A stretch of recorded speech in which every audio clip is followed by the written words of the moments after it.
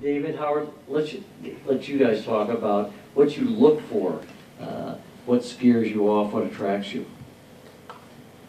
Well, the same things that attract you to any idea, whether you've had it yourself or whether you've seen it before. Obviously, it helps because it's such an inexact thing. As Scott said, if we all knew how to do it, we would do it again and again and again. And it's this impossible kind of alchemy that happens when you have a hit. So something that has been a hit elsewhere or that has existed elsewhere already has a leg up on whatever you might be conjuring in your own room. And what you look for is a story that grabs you, an idea like anything else that makes you think. In this case, it was my agent coming home from a trip to Israel. He landed and from the airport called me and said, "I have your next show." And if anybody knows Rick Rosen, when he says he has your next show, you say okay. And you know, and again, Rick, it was great because once I said yeah, great, and I did it, and I sort of took the meeting and actually said yes. And then once I sat down, it wasn't nearly as easy. It wasn't like changing, you know, Moshe to Mike, which would have been great, which is what I'd hoped it would be, but it wasn't.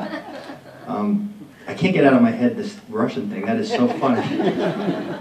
Because I just heard this story about, I was just at Fox because we're talking about exporting 24 to India. I'm talking to Anil Kapoor who played I'm talking about like the serpent eating its own tail. Anil Kapoor who played the game show host on Slumdog Millionaire, who Wants to Be a Millionaire, and that was the prime minister in the last season of 24 and wants to take 24 to India. And so we're talking to Fox, and I think we're really close on the cusp. So I just had a meeting just yesterday with Fox about this, and I just found out that Prison Break is a massive hit in Russia. And Korea as well. But Russia, it's like an out-of-the-box hit, and like again, it's like this whole gulag thing. It's specific to, it's just like, what? Prison Break? What? It's Russia. So I can't, anyway, I had to get that off my chest. But for me, anyway, this required a lot of translation. Okay. I'm not looking forward. I look for a show. It's just a good story. And anyway, we sat down, and this thing really required a lot of throwing it out and reassembling the idea. And the show is called Hatufim, which means kidnap. It's a big hit in Israel. It's Keshet. And by the way, Avi Nir is the CEO and head of Keshet. He's a really visionary guy and a wonderful impresario. Reminds me of, he's a real storyteller, and he is very active. He's rights plus. I mean, he's very, very, very interested in the stewardship of his properties. But this one required, this idea in Israel is about two POWs who've been in Syria for 17 years, and their release is negotiated by the Israelis. So it has obviously a very unique, cultural. There were three POWs, two of whom are released in this negotiation, one of whom is dead, we believe.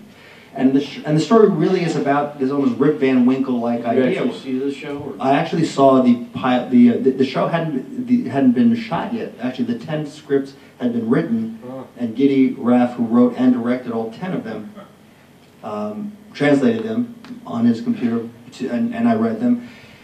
And they were really compelling, but it was really a very very, very slow and very unique to Israel kind of idea. And so we added a whole layer of forward momentum, because the thing really was about how these people readjust to their lives.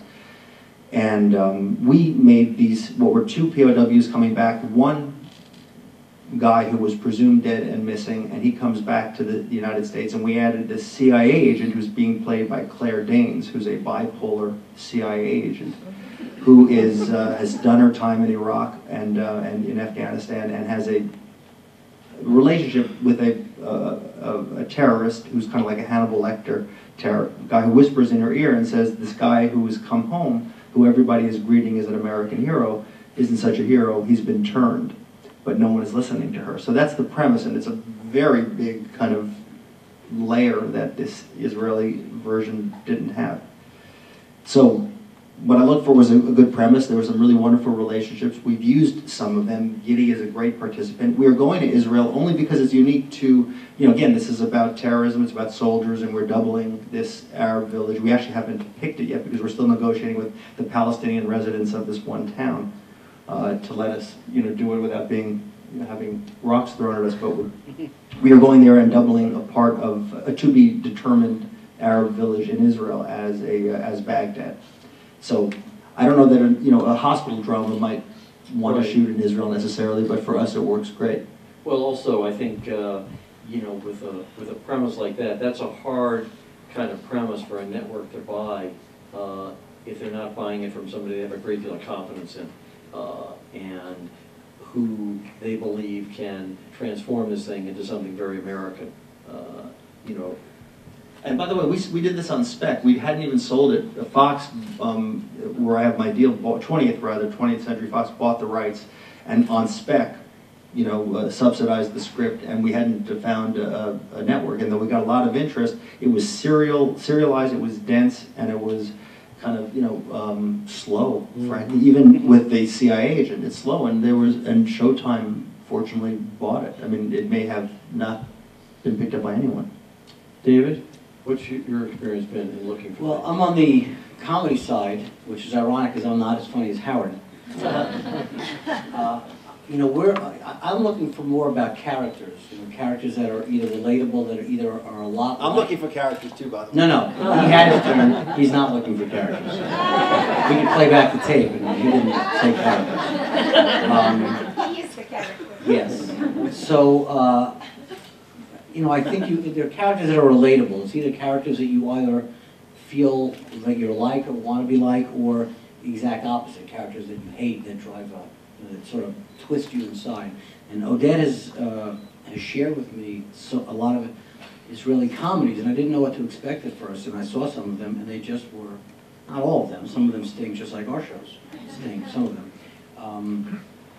Some of these Israeli comedies were just so funny because they weren't, other than the fact that they were Hebrew, there was nothing to me that was Israeli about them. There was one, I guess it's called Mixed Signals here in Traffic Light, or Mixed Signals. That's called Traffic Light here too? Yeah, so this was I was told, and we're at the same agency, my agents, years ago sent me this thing, they said, watch this Israeli comedy, and all I could think of was my Hebrew school teacher when I was in 8th grade, who was not the least bit funny. I didn't think it would be funny at all. And I see this thing, and these friends are having this conversation where these three friends, and two of the friends are pissed at the third because the only time he calls them is when he's out walking his dog, and he's bored. And to me, that is funny. That's not, I don't think that's an Israeli thing. I don't think that's an American thing. It's just a funny character thing, and that's sort of the beauty of what I think our cultures are so similar that it just struck me as like, wow, we really have a lot in common. I mean, Are there rhythms of the Israeli?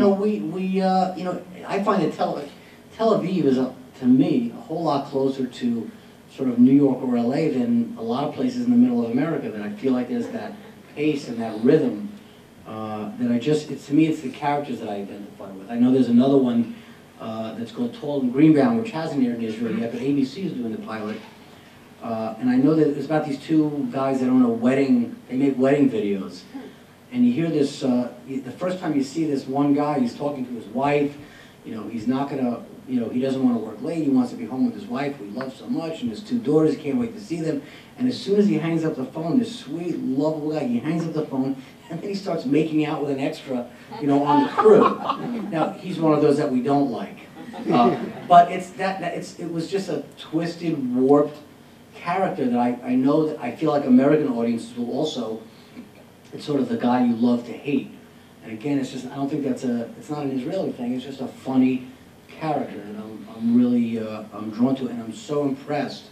I have been by so many of the Israeli shows, and I think, the ones that will work, I think, are the ones that you don't have to change all that much, because if you really have to change it a lot, then what's the point of getting that format?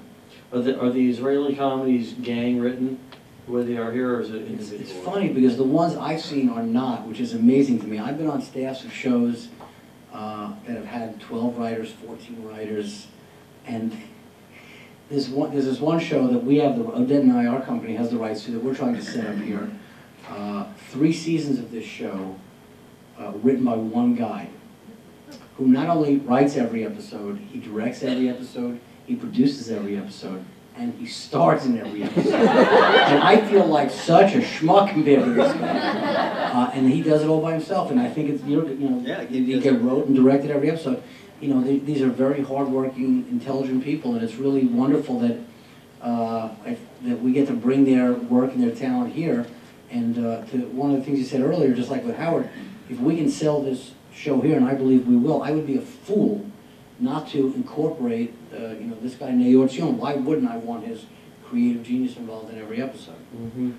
Because he is it's usually said that comedies are much more parochial and much harder to export, and comedy doesn't move nearly as well because it's so much more indigenous to a population. And I know that when we were bringing British comedies over, I would take 10 episodes and cut them into a presentation reel that was about 3 or 4 minutes long and had every single joke that anybody in Britain had ever thought of, in these 4 minutes. So the American networks would look at it and think, wow, this is just like ours, very speedy, 4 jokes a page, blah, blah, blah, blah. And they'd say, can we see the series before we commit to buying this? And I would always say, absolutely not. Listen, you've seen enough, this is enough to buy. And of course, once they saw the series, they were so disappointed. Because you had one guy writing, a 40-page, 30-page comedy script, and if he got a joke every couple pages, he was happy. Whereas in this country, with 10 writers gang writing a script, you get just a lot more jokes per page. It's interesting that the Israeli sense of rhythm and comedy would be the same.